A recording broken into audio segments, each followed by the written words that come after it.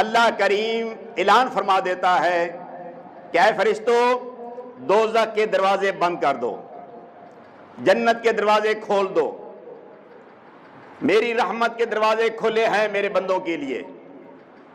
تو دوستان محترم، اللہ کریم اپنے بندوں پر اتنی کرم نوازی فرماتا ہے کہ صبح سے لے کر شام تک، شام سے لے کر صبح تک بندہ ہر وقت اللہ کی عبادت میں رہتا ہے۔ کتنا احسان عظیم ہے کہ ہم اگر سو رہے ہیں تب بھی عبادت میں ہیں، بیٹھ رہے ہیں تب بھی عبادت میں ہیں، اپنا کام دنیاوی کام کر رہے ہیں پھر بھی عبادت میں ہیں، کچھ بھی نہیں پڑھ رہے فقط بیٹھے ہیں، روزے کی حالت میں ہے تو عبادت میں۔ تو اسی طرح جب رات کو نماز عشاء ادا کر کے جب سو جاتے ہیں تو نیت یہ ہوتی ہے کہ صبح انشاءاللہ سحری کرنی ہے، اٹھنا ہے، تو اللہ کریم ساری رات کا عبادت ثواب عطا فرما دیتا ہے۔ تو یہ اللہ تبارک تعالیٰ کے احسان عظیم ہے ہم گنہگاروں پر، اور یہ سارا کا سارا صدقہ پیارے آقا صلی اللہ علیہ وسلم کا ہے۔ حضرات محترم، اس مقدس مہینے کے اندر بڑے واقعات رونما ہوئے، جس طرح کہ رمضان مبارک کی 3 تاریخ کو سیدہ کائنات، سیدہ طیبہ طاہرہ، سیدہ عابدہ، سیدہ زاہدہ، سیدہ خاتون جنت فاطمہ الزہرا سلام اللہ علیہ کا وصال باکمال ہوا، اور اسی طرح پھر آگے آج کل جو دن گزرا ہے 17 رمضان مبارک کا، دنیا کی بڑی عظیم جنگ غزوہ بدر، جو بدر کے مقام پر یہ جنگ ہوئی، اور اس جنگ کے اندر آپ حضرات کو علم ہے کہ اللہ کریم نے فقط چند لوگوں کو، جو صرف اور صرف 313 نفوس قدسیات جو ہزاروں کی تعداد کے سامنے ڈٹے ہیں اور ہیں بھی بے سر و سامان، ہے بھی روزے کی حالت، تو اللہ کریم نے ان کی کس طرح مدد فرمائی۔ بدر کے مقام پر یہ جب یہ جنگ ہوئی تو قرآن پاک کے اندر اللہ کریم ارشاد فرما رہا ہے وَلَقَدْ نَصَرَكُمُ اللَّهُ بِبَدْرٍ وَأَنْتُمْ أَذِلَّةٌ فَاتَّقُوا اللَّهَ لَعَلَّكُمْ تَشْكُرُونَ۔ بدر کے مقام پر، اور بے شک وَلَقَدْ نَصَرَكُمُ اللَّهُ، اور بے شک اللہ نے مدد فرمائی بدر کے مقام پر اپنے محبوب کے غلاموں کی، اپنے محبوب کی اور اپنے محبوب کے غلاموں کی مدد فرمائی۔ حضرات محترم، میدان بدر میں جو یہ واقعہ رونما ہوا، تقریباً ہزاروں کی تعداد لشکر جرار تھا، ان کے پاس ساز و سامان بھی تھا، سواریاں بھی تھی، حتیٰ کہ ان کے پاس ناچ گانے والیاں عورتیں بھی انہوں نے رکھی ہوئی تھی، اور ادھر کیا تھا، فقط 313 صحابہ کرام یا کچھ اوپر تعداد تھی، مفسرین کرام لکھتے ہیں۔ وہ رات کو مجرے کرتے، گانے باجے میں رات گزارتے، اور ادھر جو نفوس قدسیہ تھی صحابہ کرام کی ذات پاک، وہ رات کو اپنے پیارے آقا کی زیارت سے مشرف ہوتے، ان کو سہارا تیغ و تیر پر تھا، تلواروں پر تھا، بھالوں پر تھا۔ ادھر 313 صحابہ کو اگر سہارا تھا تو صرف اور صرف کملی والے پر تھا۔ سرکار مدینہ صلی اللہ علیہ وآلہ وسلم نے، حدیث پاک میں آتا ہے، قرآن پاک میں یہ موجود ہے کہ سرکار مدینہ صلی اللہ علیہ وسلم نے بدر کے مقام پر دعا فرمائی، ہاتھ اٹھا کر اللہ کریم کی بارگاہ میں گڑ گڑا کر دعا فرمائی، اور اس طرح دعا فرمائی کہ آپ کی جسم مبارک پر جو چادر تھی وہ گرنے لگی۔ سیدنا صدیق اکبر رضی اللہ تعالیٰ نے آ کر وہ ہاتھ رکھا اور چادر کو سنبھالا، یہاں تک گریا زاری سرکار اپنے اللہ کی بارگاہ میں کر رہے تھے اور اللہ کریم نے اپنے پیارے محبوب کی وہ دعا قبول فرمائی. دعا کیا تھی؟ اے اللہ، آج یہ چند لوگ جو تیرے دین حق کی خاطر، دین اسلام کی خاطر نکلے ہیں، آج اگر تو انہیں ان کی مدد نہ فرمائی، آج اگر تو نے ان پر کرم نہ فرمایا، ان کی حوصلہ افزائی نہ فرمائی، تو تیرا دین اسلام مٹ جائے گا، تیرا نام لینے والا کوئی نہ رہے گا. یا اللہ تو ان کی مدد فرما. تو اللہ تبارک تعالیٰ نے پھر کیسی مدد فرمائی کہ فرشتوں کی ذریعے مدد فرمائی. اللہ کریم نے فرشتے آئے، تقریباً 3000 روایت میں آتا ہے کہ 3000 فرشتے اللہ کریم نے بھیجے. اور پھر ایک روایت میں اور بھی آتا ہے کہ 5000 کی تعداد میں بھی روایت میں آتا ہے کہ فرشتے آئے. اور پھر کس طرح اللہ کریم نے ان کی مدد فرمائی صحابہ اکرام کی. دوستان محترم، عرض کرنے کا مقصد یہ ہے کہ جو اللہ پر بھروسہ کرتا ہے، اللہ کی ذات پر بھروسہ کرتا ہے، یہ مسلمانوں کو بتایا جا رہا ہے، ایمان والوں کو بتایا جا رہا ہے کہ اے ایمان والو، جب تمہارے اوپر کوئی مصیبت درپیش آ جائے، جب تم کسی مصیبت میں گھر جاؤ تو کیا کرو، جب تمہارے اوپر کوئی تکلیف آ جائے تو کیا کرو کہ دائیں بائیں ہاتھ نہ مارو، فقط اللہ کی ذات پر بھروسہ کرو، فقط اللہ کی ذات پر بھروسہ کرو. کیوں؟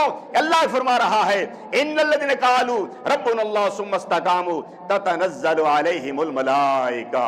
جس نے کہا کہ میرا رب اللہ ہے اور اس بات پر اس استقامت کی، یعنی ڈٹ گیا کہ چاہے جو کچھ بھی ہو جائے میرا رب اللہ ہے، میری مدد کرنے والا اللہ ہے، میرا اللہ میرا ساتھ دینے والا ہے، مجھے کس بات کی فکر ہے.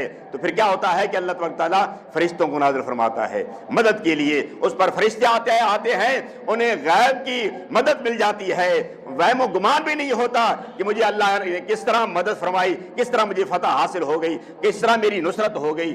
تو اس واسطے بدر کے مقام پر بھی یہی حال ہوا کہ سرکار مدینہ صلی اللہ علیہ وآلہ وسلم نے دعا فرمائی، اے اللہ آج اگر یہ چند لوگ تیرے محبوب کے غلام، اگر تو آج ان کی مدد نہ فرمائی تو تیرا دین مٹ جائے گا، تیرے دین کا نام لینے والا کوئی نہ رہے گا اس کائنات کے اندر. تو دوستان محترم، سرکار مدینہ صلی اللہ علیہ وآلہ وسلم نے جب دعا فرمائی تو اللہ کریم نے صحابہ کرام کی مدد فرمائی، اللہ نے اپنے پیارے محبوب کی مدد فرمائی. اور جب یہ جنگ شروع ہوئی، روایت میں آتا ہے کہ کفار کے لشکر میں بڑے بڑے بہادر جنگجو، ابو جہل ورگے اور دیگر بڑے بڑے ہیوی جسم والے، طاقت والے، اور ادھر کمزور، روزے کی حالت میں، بھوکے پیاسے، لیکن ایمان کی قوت تھی. کیا تھا؟ ایمان کی قوت تھی.